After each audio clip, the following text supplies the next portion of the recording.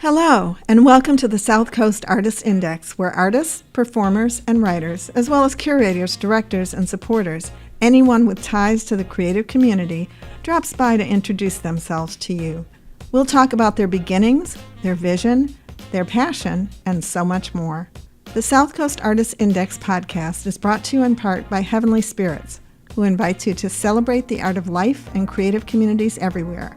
Hi, this is Ron Fortier with another episode of the In Focus podcast, brought to you by the great folks at Heavenly Spirits, importers of fine French spirits, and also supported in part by Mass Cultural Council with our local cultural councils, the Fairhaven Cultural Council and the New Bedford Cultural Council.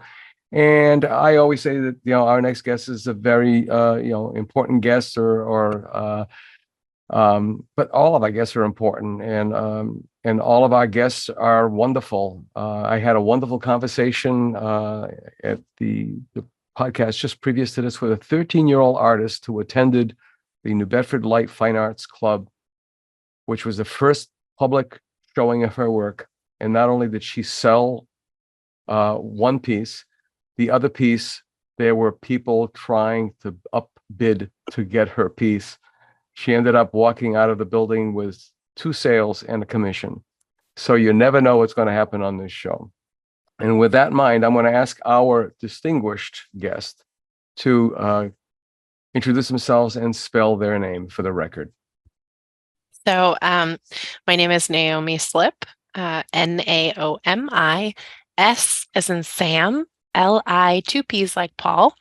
And I am the Douglas and Cynthia Crocker Endowed Chair for the Chief Curator and Director of Museum Learning here at the New Bedford Whaling Museum. And it's my pleasure to join you. Thank you. It's a pleasure to have you here. We've been working hard. My goodness, before you came onto the scene at the museum, we had staff changes at the museum, all for good, all for good. And then you come in smack dab in the middle of the pandemic. And I believe your first challenge was to try to get a show from Portugal, the Domingos Rodrigues show, Ravella show. And oddly enough, I saw his friend and contemporary's work in Figueira da Foz when I was visiting my mother over in Portugal. But wow, I mean, you just like really walked into a fan. Yes, I think there were, like any institution, there were a lot of different projects happening with great partners on them.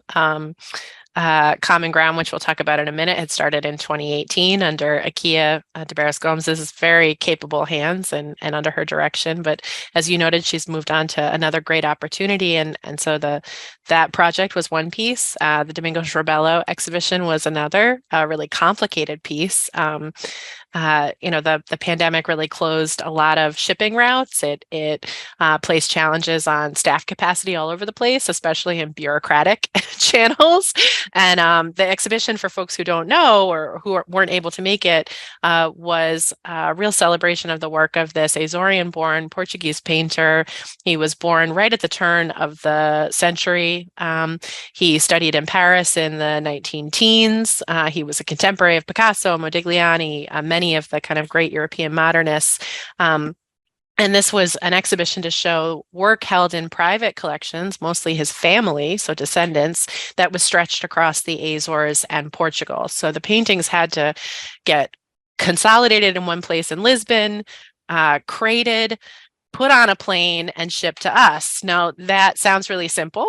Maybe. It was very complicated, particularly because he is an artist of the early 1900s. And so these are considered cultural heritage, cultural patrimony. And we had to get leave from the Ministry of Culture in Portugal to send these paintings to us. And that proved particularly difficult. Not only were we up against kind of the capacity challenges of pandemic bureaucracy, but there was also an election in Portugal at the same time. And as we learned, things slow down over there with potential regime change. And so there were a lot of a lot of challenges. I would say our organizing partner, the grandson of Domingo Schirbello, George, was an incredible partner. We had incredible support from Senator Michael Rodrigues and his office, local representatives, and many people to help finally make it happen. And it was just an incredible moment when the exhibit finally opened in March of 2022. It was definitely a beautiful exhibit. And when you were saying about the difficulties that you had, I at the request of my gallery in Figueira da Foz, I sent 3 prints to him. Uh-huh. Oh my goodness. It was stuck in customs for 6 weeks. It's like, it's 3 prints for Pete's sake. So I can only imagine what it was like with crates of patrimony coming over onto our shores. Before we move on, could you please explain to folks what the Crocker Endowed Chair is? Sure. Yeah. So my position as chief curator at the museum was very generously endowed by Douglas and Cynthia Crocker in order to support and maintain a curatorial role in perpetuity at the museum. And so it helps to support salary line and research funds. So it's a wonderful thing. For sure. And speaking of curatorial role, what is your curatorial role? If you could give us the the abbreviated version. The abbreviated version, yeah. So I have a team of 12 in the department who I oversee and work with very closely. And we manage all aspects of curatorial operations, exhibitions, collections, and sort of visitor engagement with collections. So as chief curator, that means I'm thinking about the permanent gallery installations, the temporary exhibitions that we have coming up that are rotating, the growth of our collection and its care and its stewardship and as well as the access that we provide to those collections. And obviously that happens with a lot of people. Like I said, I have an incredible team and wonderful colleagues across the museum, like Michael Lapides and Jennifer Zanoli, who manages visitor experience. And we're constantly thinking about all of the pieces of the museum operation, which clearly collections and curating are a big component of. Well, the Whaling Museum certainly isn't at that phase where once upon a time you would ask people, when was the last time you went to the Whaling Museum? And they would say in 4th grade and on a field trip. Well, why haven't you been back before? Well, it's pretty much the same thing. So not true. In just a couple of years, even through the pandemic, so many dynamic shows. Your own show, which was the Reframing Landscape show, correct? You didn't inherit that one. That one was your own. Wow, that one. And I swear, are you changing? Are you swapping out pieces? Because every time I go there, it's like, wait a minute, I don't remember seeing that. Yeah. Okay. Yeah, there's constant changes. I mean, on the kind of bigger scale, we rotate 4 gallery spaces in the museum every 6 months. So you've got 8 new shows every year that are happening. But yeah, there are always gallery changes. We've made some big changes that are ongoing on the first floor of the Bourne Gallery even. So spaces that feel kind of sacrosanct, we're making some updates there. And I think there's always new stuff to see at the museum, hopefully. Yeah, what I like about it is that it's so diverse, so inclusive. I mean, my French Canadian family came down to work in the mills. And it's so cool to be able to go into the quote unquote Whaling Museum and walk in, come into the 2nd floor and you can hear and believe it. The decibel level of those shuttles is a whisper compared to what I remember as a kid going to visit with my father. Yeah, it was deafening, but it's really, really cool. And also, my stepfather was a fisherman, so there's like vestiges there. So that's really what's so great about the museum. Which brings us to Common Ground, which sort of really puts the bow on the package, I think. Tell us about that, please. Yeah. Well, first, I love that you're pointing out whaling history is labor history, it's regional history, it's global history, and I think that's one of the real strengths of the museum is thinking about the people of the region and all of the dynamic ways in which they've engaged in the life of a community, right? In all of these different industries and social practices, from art to textile production to whaling. Common Ground is an incredible project that I've had the privilege to, as you know, have been brought into. Like I said, it started in 2018 and is was a very ambitious project in its founding. It's one that has required great community engagement and participation from people across the South Coast and beyond in some cases. And it's allowed us to have good partnerships with people. I should say, so what it is is an oral history story collection project that asks people to contribute stories about their ties, life, or connection to the region. People don't have to be a permanent resident of New Bedford. They could have spent a summer here. They could have lived here in their youth. They, could work in the area. But sharing what this place means to them really broadly is one goal. The stories are contributed. They are preserved in perpetuity as a part of the museum collection. That's the piece that I find most exciting, is that, this isn't a temporary story collection project. We as a museum are committing to preserving these stories for generations. So if you share a story, if you get an elder in your community to share a story, someone generations from now is going to be able to find that recording in the museum archive and listen to that person's voice describe their connection to this place. I think that's pretty cool. I think that's pretty cool as well. Being a history enthusiast, that was always one of my favorite subjects in school. Being an amateur genealogist, my sister-in-law has eclipsed me. I mean, what she achieved before the internet to become what she became is phenomenal.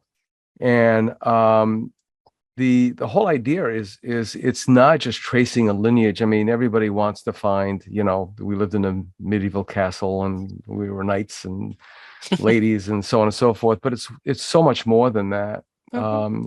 Now with DNA and more. Mm-hmm. For example, I've got to call Mike Dyer because I've been trying to find my mother's father, who I suspect was a crypto Jew from Iberia, the Iberian Peninsula of Portugal, from Gouveia, which was a stronghold of Judaism.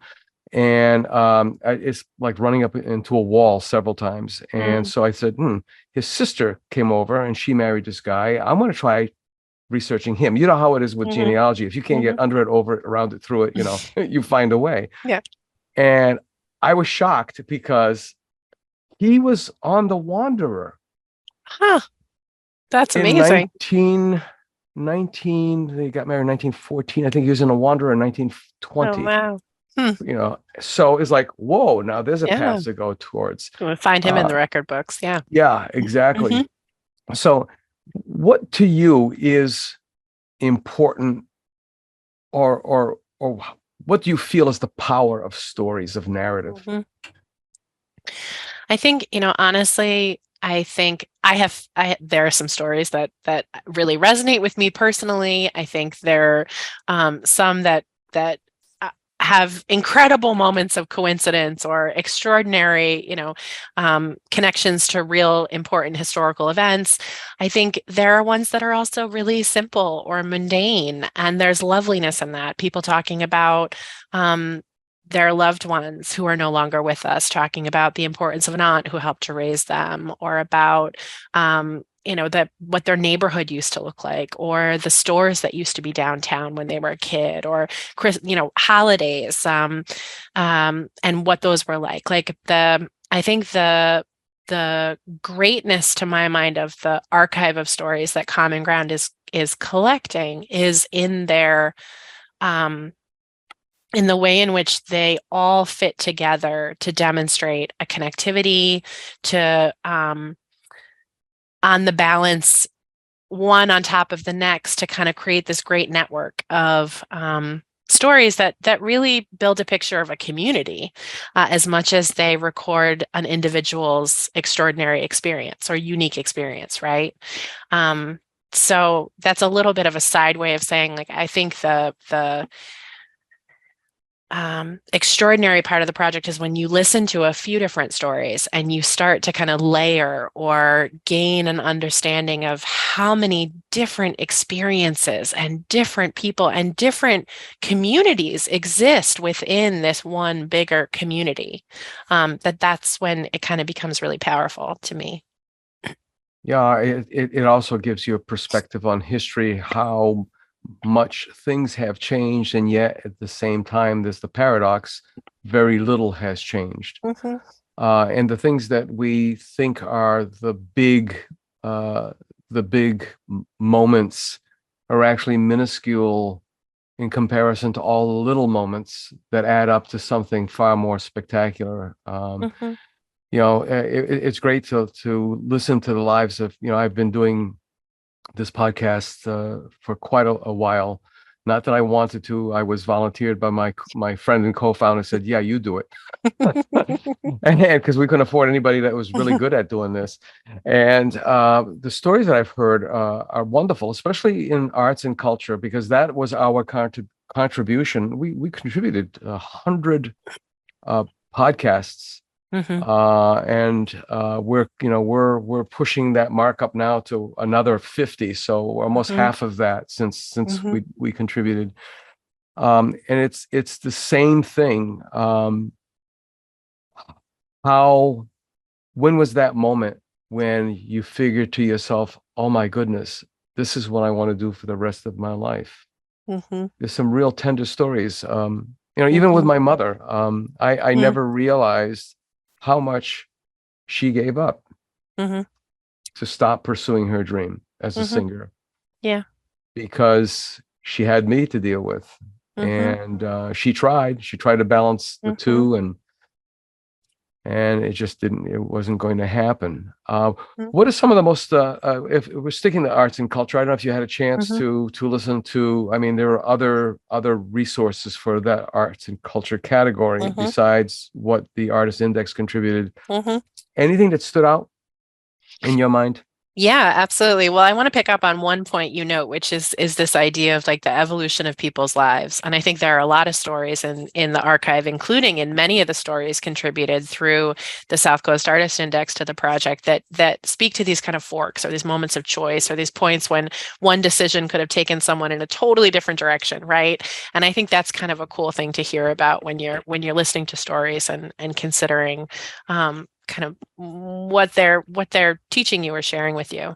In terms of my favorite stories from the podcast, we have two focused on in the exhibit right now, Carl Simmons and Roger Kizik. And I will say I chose those because I really love those conversations. I think to me, the conversation with Carl is a really fun one because he's trying to describe what his, I'm going to say, quote unquote, art is. And that's the part that we really focused on, and his excavation project around the Ricketson shanty. And then Roger, you had a great conversation with him with a lot of different topics, but we really focused on his connection to the maritime history of the region and to the boat building industry. And that was a lot of fun because we're very lucky to own a couple pieces by Roger. And one of them is a painting of a maritime guide. And so we have that on view in the exhibit. And then you can listen to parts of his conversation with you where he's describing his sort of boat building studios, as we'll call them. So thinking about favorites, those are two really fabulous ones. But every single one has just incredible kernels. I will say it was really hard to narrow. In the exhibit, we feature 60 stories. As you know, there are hundreds in the archive. Many come from the podcast, your podcast, which is has been a great partner for the project. It was so hard to choose just 60. hopefully visiting the exhibit inspires people to go online, to explore that archive more, to listen to more. But yeah, there's so much. We're going to campaign more utilizing a similar app actually utilizing the original app, which was the Video Ask, and try to get people to just give us those 3 minutes. Yeah, people are extremely busy. Trying to get them corralled into a podcast. People have stage fright. They're shy. They don't think that their story is important beyond their own household. Yeah. And all these frustrating things, because the greatest challenge that Jeff and I face, getting the living is difficult enough. Getting the dead, as we like to say, is even more difficult. And people stare at us like, well, yeah, but no. I mean, you talk about your grandpa, your grandma, your aunt, your uncle, your cousins. You talk about them all the time. Please talk to us about them. Yeah. I want to raise them from obscurity. And we've had New Bedford. Yes, I'm proud to have been born and brought up here from the age of 7 on. But my goodness, it seems like, is there nothing that is not connected to New Bedford? That's a good question. I mean, from the perspective of the New Bedford Whaling Museum, no. We are an international story, right? I mean, all roads lead to New Bedford. Yeah. in every way. It was this morning we were looking at some logbooks, and we pulled 3 logbooks, and there was Peru, the Azores, and Herschel Islands in Alaska, and they were New Bedforders on those whalers going to those places, and they knew people in those places, right? They got off the boat,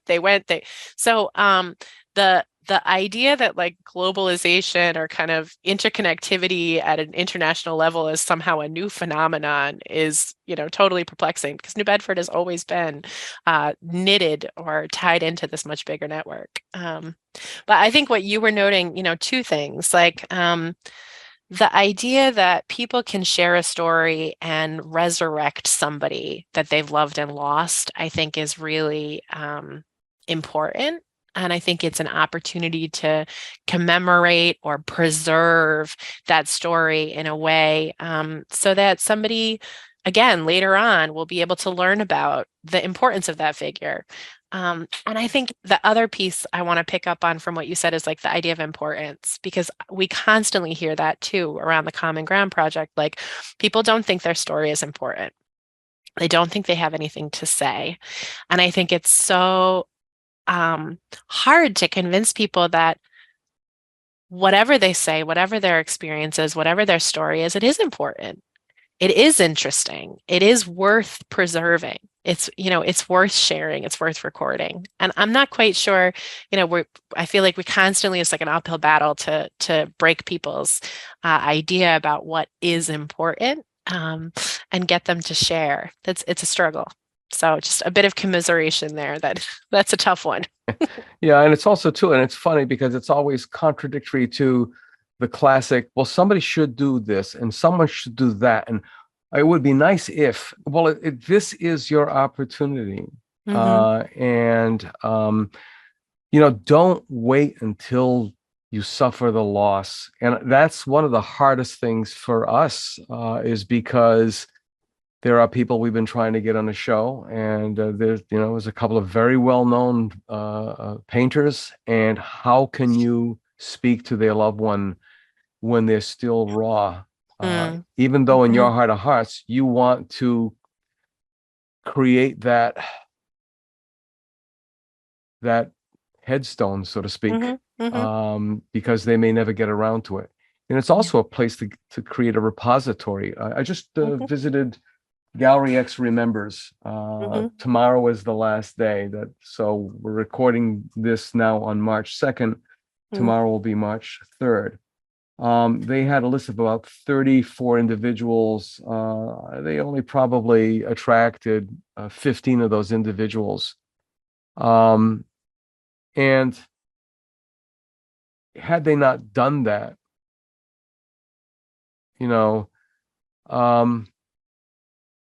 this may lead to something else. I think of in Judaism, there's the missing guest. You never forget. Mm-hmm. You leave that place setting. You Mm-hmm. pour that cup of wine. Mm-hmm. And I think as we get more into the craziness of, is AI good or AI bad or AI just plain weird, we really have to get back to basics. And I don't know if that's age speaking or hopefully experience. Mm-hmm. What are your thoughts on that? Yeah, I mean, I think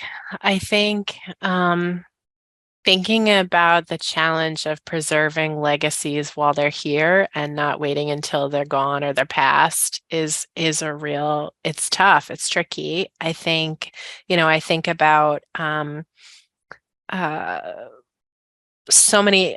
there are always so many opportunities and efforts, right, to celebrate people while they're with us, but oftentimes not the foresight to preserve the words or the record of the experience of that person. And so I think oral history is an opportunity to do that. In terms of AI, I don't know, I'll plead the fifth on that one. It's still too soon. Yeah. I think it's about the same thing as when photography was in its infancy. I don't think Niels Bohr ever fathomed the fact that within a year of his invention, that 6,000 vice raids would No. would gather so much porn. I mean, this is the first No. year of photography, and somebody figured, hey, we could use this for this. Mm-hmm. Or that he'd be dead before he could actually market or profit from it. Exactly. It's just really, really, really strange. Mm-hmm. Going forward with Common Ground, there is a booth set up. Mm-hmm. So not only do you get a chance now, how many other times when you go to a museum do you have the ability to not just visit and interact? Stay behind the rope, please. Interact. Don't bring any tomato soup. And then afterwards, hopefully to be so inspired that you go into that booth and say, I want to tell you about Grandpa Cal, Mm-hmm. Or one that I know my friend Don Wilkinson would really love to hear, which we both know it is totally a fable, is, well, my Uncle Sam, he owned a store, and that thing about the monkey fire in New Bedford, that was real. It wasn't just a legend. We have the matches.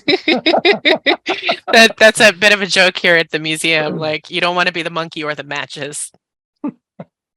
I can see that. And speaking of which, just as a quick aside, my sister-in-law has a friend, Scott Fisher, who runs Extreme Genes out of Utah.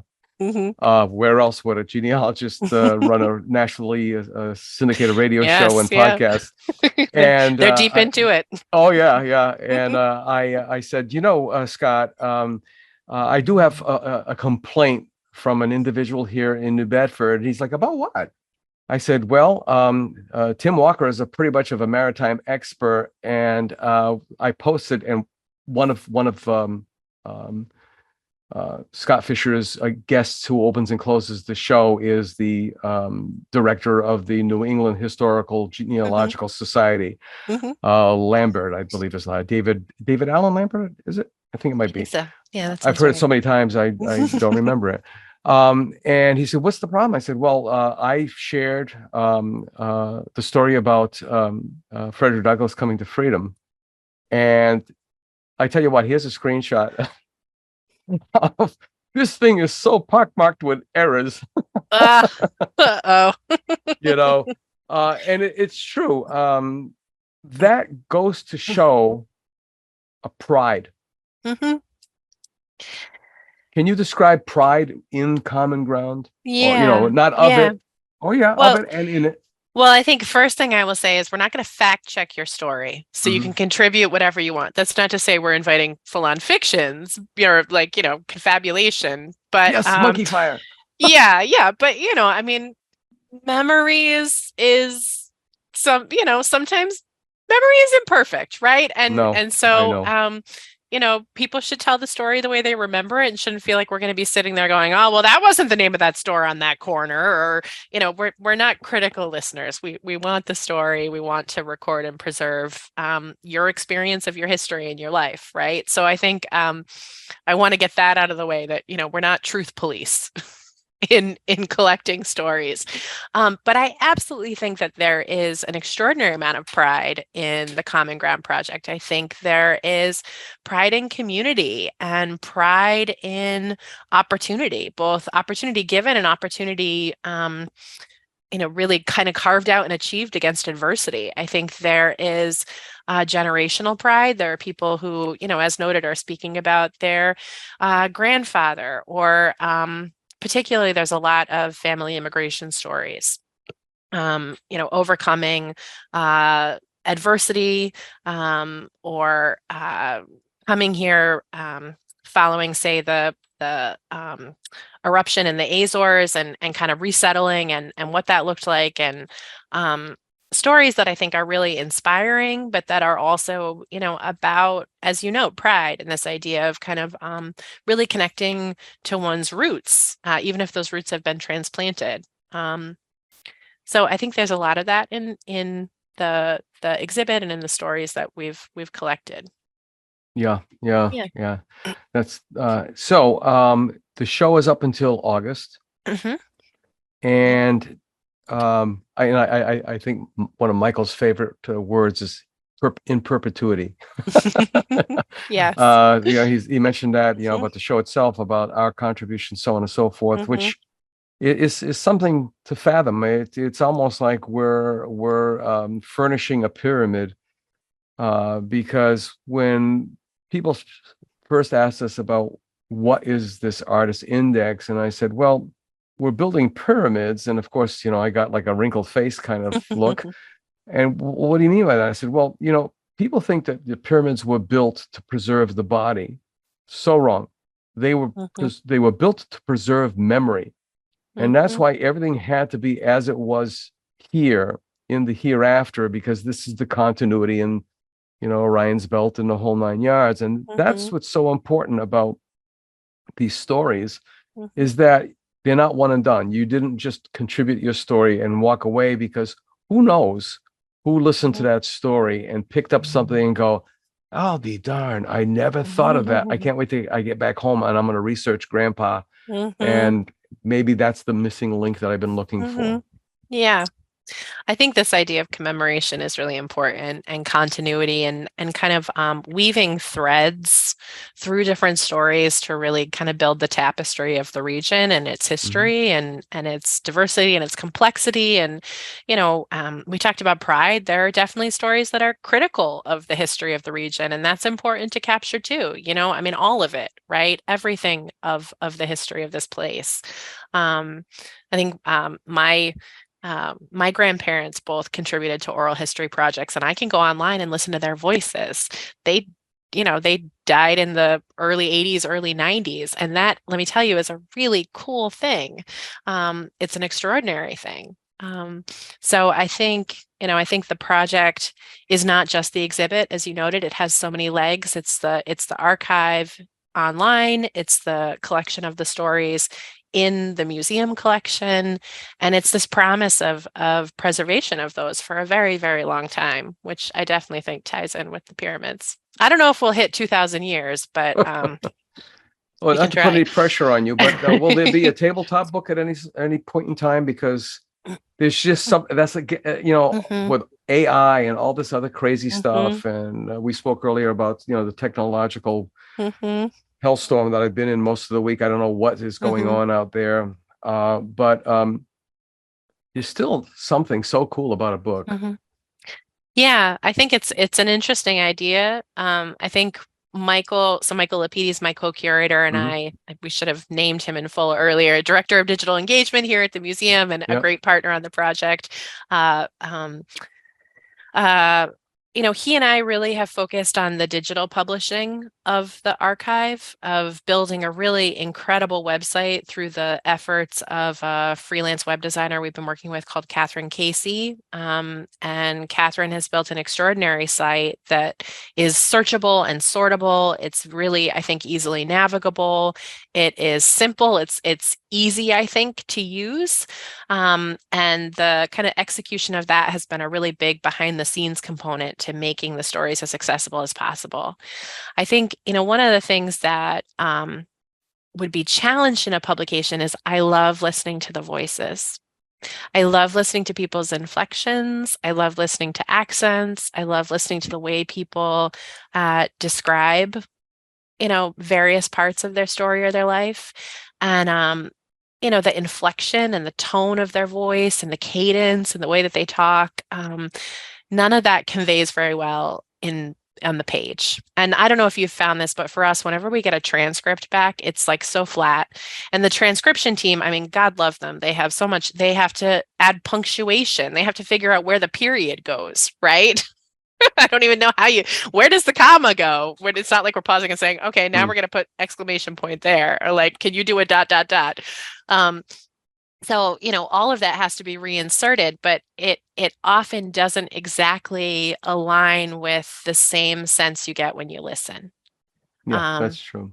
So I think a book is a different delivery mechanism, and I think it would have it would reach different members of the community, and it's an interesting vehicle to think about. But well, there's imagery. Obviously, the old photo album, and there's also QR codes, which can take you, if you're that excited about a particular story that you're reading. Now you can hear in their own words, kind of thing. Really, in a lot of ways, there's really nothing new about this. This is sitting around the campfire. This is Edward R. Murrow's See It Now. This is To Tell the Truth. There's all of these classics that just rehashes of other classics where people are, minstrels. People are just sharing a little bit of their lives. Yeah, it's storytelling, plain and simple. You're right. It's the bard. It's the folk at the dinner table, Thanksgiving supper. Oh yeah, which unfortunately so much of that is going by the wayside. So many of these stories are not getting passed on, and that is really unfortunate. I know how important history is in my family and my wife's family, and I am hoping that the grandchildren were at least half listening. I remember when my granddaughter was very young, I had we attempted to digitize one of my dad's 8mm films. He was a phenomenal photographer. And she walked into my office and she sat on my lap, and we're watching my great grandmother and the farm up in Sibec and the whole 9 yards. And I just started crying. I couldn't stop myself. And she said, "Pepe, what's wrong?" And I said, "They're all dead. They're all dead." I said, "But yeah, I can tell you what it smelled like that day. I can walk through that house in my mind. I know where there's creaks on the floor. It's it's just, and I don't think it's fake. I don't think it's false memory. It's extraordinary how much an image or a voice can conjure things that are so far and deep in our past and just bring them right back to life. And I think sharing and preserving and recording that through the South Coast Artist Index, through Common Ground, is like, it's this opportunity and this vehicle right now to make sure that doesn't get lost and these generations have it. And if I could, there's one really easy way to do that, which is for Common Ground, you can go to the Common Ground website on the Whaling Museum page, and there is an app right on there where anyone on their phone can record a story. And we're really trying to encourage people to take advantage of that with their elders. For folks that might not have the technological savvy to, or the physical ability to come into the museum and record that story, to get the app queued up with that person and ask them a question and just record them talking for 10 minutes. It's as much as we can collect those, I think is really important. Right. It'll also be a great bonding experience, that's for sure. We're going to start to wrap this up. And so I'm going to ask you about beyond Common Ground, because you have other things that you're doing. And could you give us a hint or a peek into what's coming up? Yeah. Well, just thinking about this coming summer, we have some really fun programs. The landscape exhibition closes in May, and our next big exhibition in the main gallery space is the Cultures of Seaweed, which is going to look at and think about seaweed and all of its applications in the New England coast, the northwest of France, and in the southeast of England. And if you're thinking to yourself, listening to this, seaweed, well, it's everything. It's foodways. It has industrial applications. It's an economic benefit. It has agricultural purposes. And then artists go crazy over it.